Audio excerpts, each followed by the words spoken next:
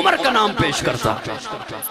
کیسا وہ حکمران عمر 10 سال 6 ماہ خلیفہ رہے. حضرت عمر ہر سال حج کے موقع پر کھلی کچہری لگایا کرتے تھے. آپ کے یہاں بھی کھلی کچہری ہوتی ہے. کھلی کچہری لگی ہے حضرت عمر کی حج کے موقع پر. درمیان سے ایک صاحب اٹھے, امیر المومنین جی آپ نے قانون بنایا ہے کہ کوئی گورنر اپنے دروازے پر چوکیدار نہیں بٹھا سکتا. ہاں بنایا ہے.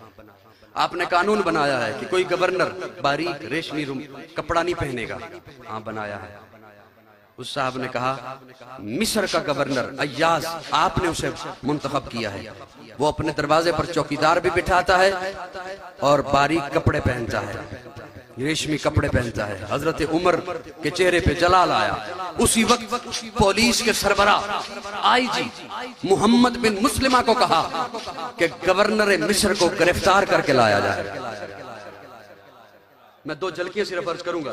گورنر کو وہ محمد بن مسلمہ مصر پہنچے, دیکھا چوکیدار بھی ہے, لباس بھی ایسا ہی ہے, گرفتار کیا ایاز کو. عمر کی عدالت میں پہنچے, عمر کی عدالت لگی ہے. حضرت عمر ایک جملہ بولتے ہیں, کہتے ہیں ایاز تجھے پتا ہے تیرا باپ بکریاں چراتا تھا, تو اپنی اوقات بھول گیا. آج غریب مسلمانوں کے لیے دروازے پہ چوکیدار بٹھاتا ہے تاکہ تجھ سے یہ ڈائریکٹ آ کے نہ مل سکیں. تو اپنی اوقات تجھ میں کبر آ گیا. میں تجھ سے صرف گورنری واپس نہیں لیتا, تجھے بیت المال سے 200 بکریاں دے رہا ہوں. باپ کی طرح پہاڑوں پہ چرا, 6 ماہ تک چرا.